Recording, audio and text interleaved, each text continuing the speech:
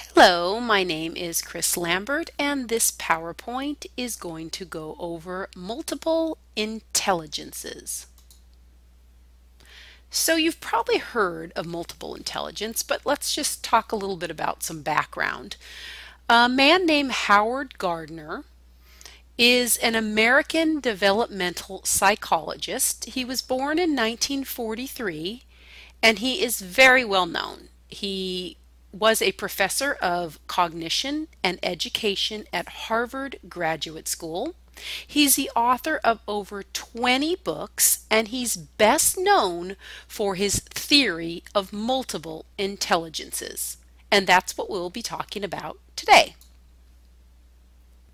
So, what are multiple intelligences? Some people call them learning styles, but Howard Gardner does not like them to be called learning styles. He says they're actually different. So, here's his definition of what multiple intelligence is.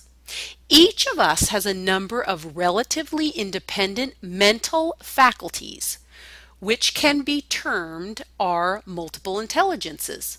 The basic idea is simplicity itself.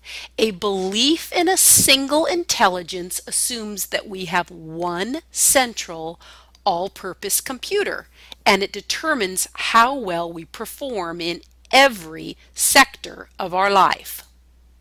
In contrast, a belief in multiple intelligences assumes that we have a number of relatively autonomous computers, one that computes linguistic information, another spatial information, another musical information, another information about other people, and so on and so on.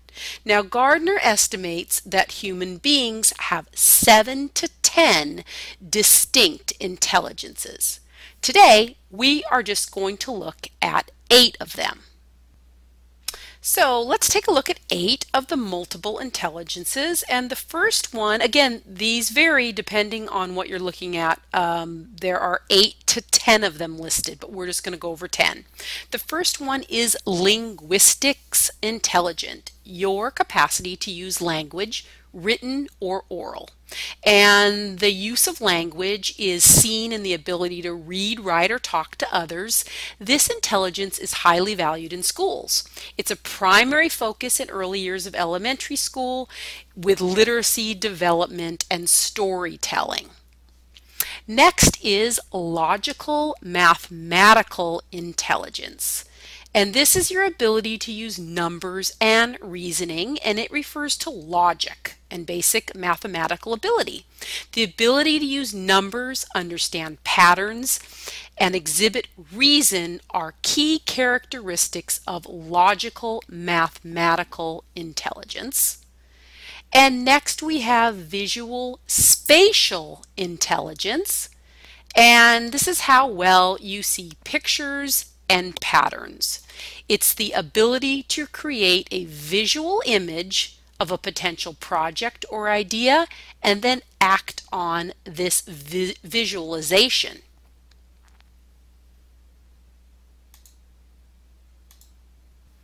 Next, we're on to bodily kinesthetic intelligence, and this refers to the ability to use one's own body or body parts as a medium to express or to solve a problem.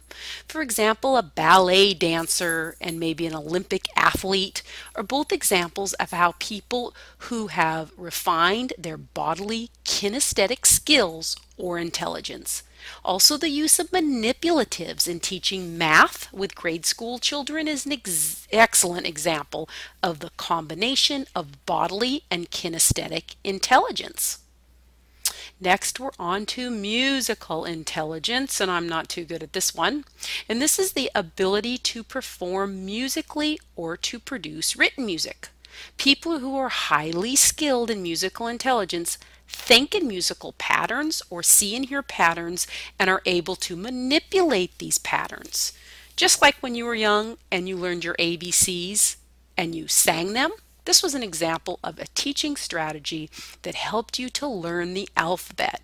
So songs for counting, colors, names, and other familiar objects promote learning through musical intelligence. And here we are at intrapersonal intelligence. It's a sensitivity that one has towards others, along with the ability to work well with other people, understand others, and assume a leadership role. Now we're at intrapersonal intelligence, and that's your capacity to understand yourself, knowing your and weaknesses. So it's the ability to act accordingly to your knowledge. Modeling true felt emotions with young children provides an avenue for children to observe the range of emotions of others. So once a child reaches school age, curriculum is often presented in a neutral format, and there's not that much emotion shown by a teacher. And even if you are teaching adults to express joy, passion, disappointment, and all that using your own emotion will help students to remember what it is you're teaching.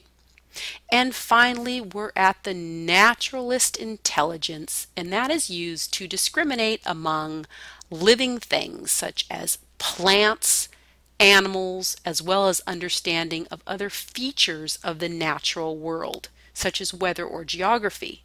Farmers, botanists, and hunters are all examples of roles where that intelligence is used. Spending time outdoors on a regular basis really helps with the naturalistic intelligence. Touching, seeing, smelling things is far different than just looking at pictures. Here's a fun visual of each one of these categories.